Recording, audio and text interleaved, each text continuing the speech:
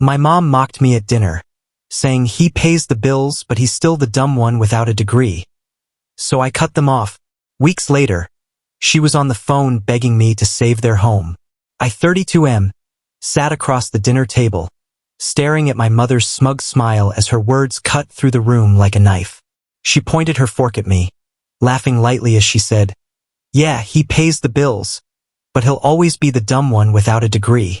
My sister let out that familiar snort, the same mocking sound she'd been making since we were teenagers, while my dad quietly took a sip of his expensive wine, the very same bottle I'd bought him from my collection. It was almost comical, the scene playing out in the dining room of the house I bought for them 3 years ago.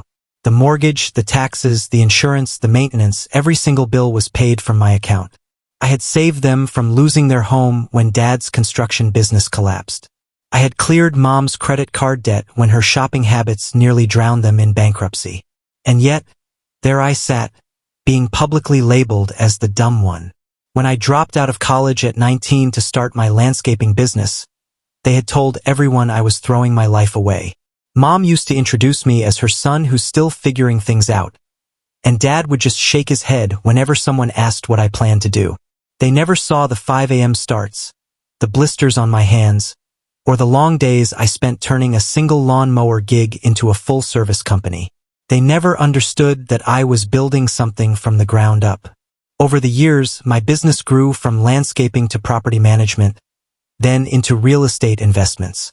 By 30, I owned several commercial properties and brought in more money annually than my parents had made in their entire careers combined. But none of that seemed to matter to them, not when I didn't have a piece of paper to hang on the wall. My sister, on the other hand, worked a basic marketing job at some startup, barely paying her rent on her tiny apartment. But because she had a degree, she was the family's golden child. Mom would brag about her, the college graduate, while ignoring the fact that I was the one paying for their entire lifestyle. That night's dinner started innocently enough. Mom was talking about running into an old neighbor whose son had just become a partner at a law firm. That's when she looked straight at me and made her cruel comment about how some people just have the brains for success. I sat there in silence, my fork motionless, while their laughter filled the room. When dinner ended, I helped clear the table, nodding as Mom talked about wanting to redecorate the guest bathroom and Dad mentioned issues with the pool pump. As always, I listened, calculated the costs in my head, and mentally made a note to call the contractor. But deep down, something shifted. The words "dumb one" echoed in my mind like a drumbeat. I drove home that night thinking about everything I'd sacrificed for them, the vacations I'd canceled, the relationships I'd lost, the countless hours of work I'd poured into making sure they never had to struggle. Back at my house, I sat down in front of my laptop. The financial dashboard on my screen displayed every automatic payment, mortgage, utilities, car loans, insurance, credit cards, and a generous allowance I sent them each month. Thousands of dollars flowing out of my accounts to keep their lives comfortable. And for what?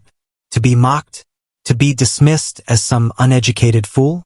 I took a deep breath and started clicking. First, the subscriptions gone.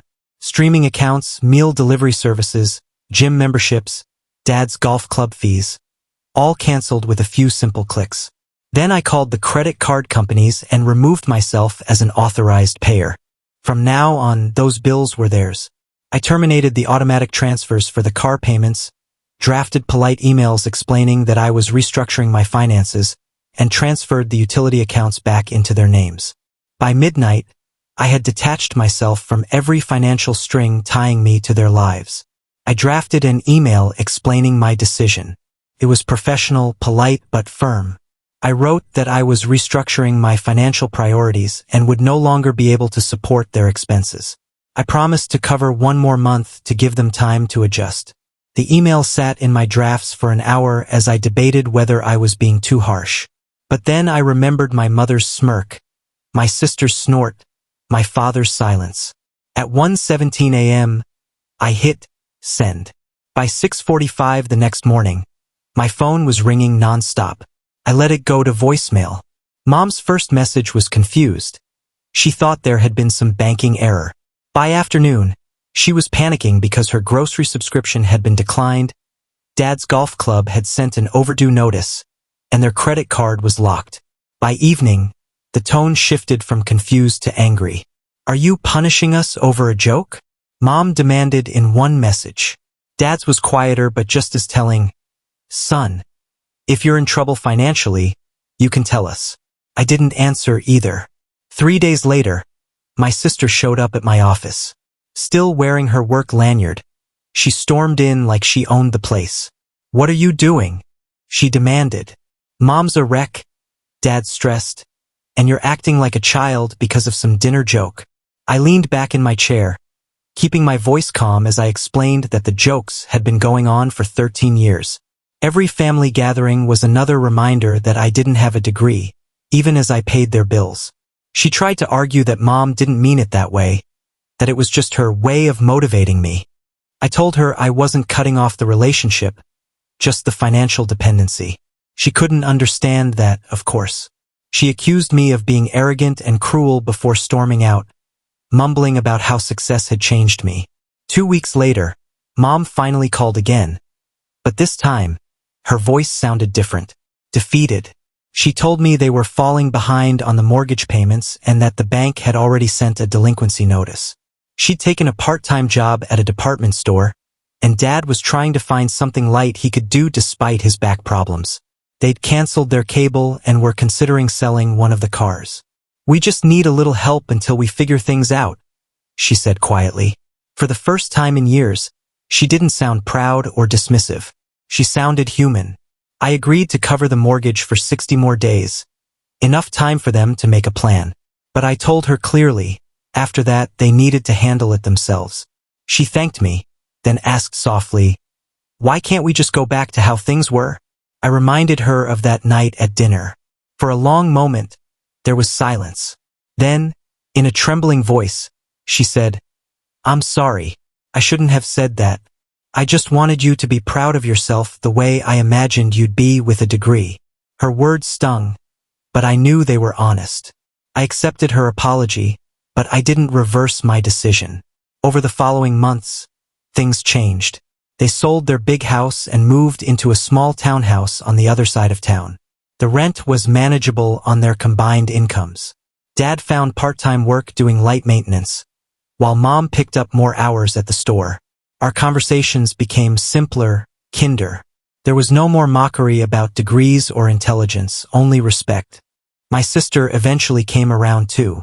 She admitted that maybe it had been necessary for me to cut them off.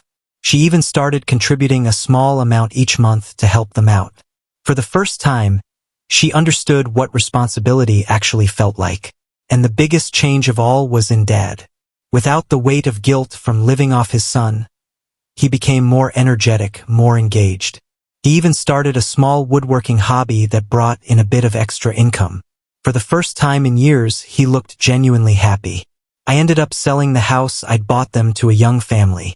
The profit went straight into my retirement fund. Money I should have been saving all along instead of pouring into their expenses. It was bittersweet watching that chapter close, but I felt something I hadn't felt in years. Peace. That dinner comment, cruel as it was, became the turning point I didn't know I needed. It forced me to see that my generosity was actually enabling their dependency. I had been trying to protect them from struggle, but all I'd done was keep them from growing. Now, when we have dinner together, everyone pays their own bill. There are no more jabs, no more snide remarks about intelligence or education. Just conversation equal, honest, real. I learned that sometimes the most loving thing you can do for family isn't to save them, but to let them face the consequences of their own choices. Because true respect, just like true independence, can't be bought. Like and subscribe for more real stories of strength, boundaries, and self-respect.